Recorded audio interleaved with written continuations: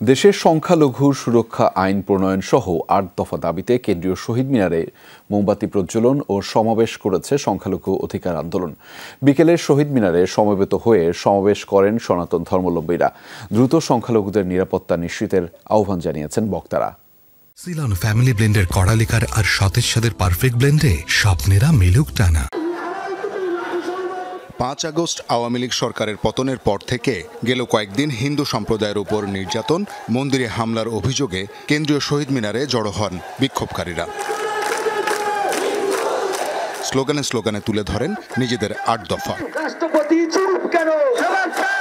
সমাবেশ শেষে শহীদ মিনার বেদিতে মোমবাতি প্রজ্বলন ও বিক্ষোভ করেন অংশগ্রহণকারীরা।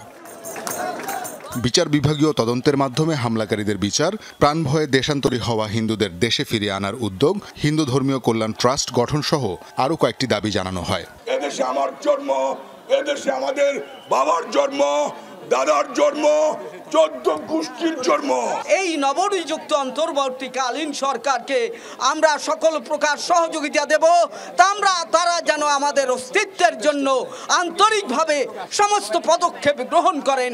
অবিলম্বে কোনো সাম্প্রদায়িক সহিংসতা যাতে না হয় তার কার্যকর ব্যবস্থা গ্রহণ করবেন। সমাবেশ শেষে সমন্বয়ক ও বিশিষ্টজনেরা বলেন, পররাষ্ট্র উপদেষ্টার সাথে বসতে আপত্তি নেই, তবে এর আগে সব দাবি মেনে নেওয়ার প্রতিশ্রুতি দিতে হবে। দ্রুত বিচার ট্রাইব্যুনাল গঠন করে দোষীদের দ্রুততম উপযুক্ত শাস্তি প্রদান ও ক্ষতিগ্রস্তদের যথোপযুক্ত ক্ষতিপূরণ প্রদান ও পুনর্বাসনের ব্যবস্থা করতে হবে। রাষ্ট্র যদি আমাদের সুরক্ষা প্রদান করতে না পারে তাহলে আমাদেরকে জানিয়ে দিক, আমরা বাংলাদেশের প্রতিটা হিন্দু সনাতনী আমরা এই দেশ ত্যাগ করব, এবং যেটা বিশ্ববাসীর কাছে এটি একটা নিন্দনীয় ব্যাপার হবে।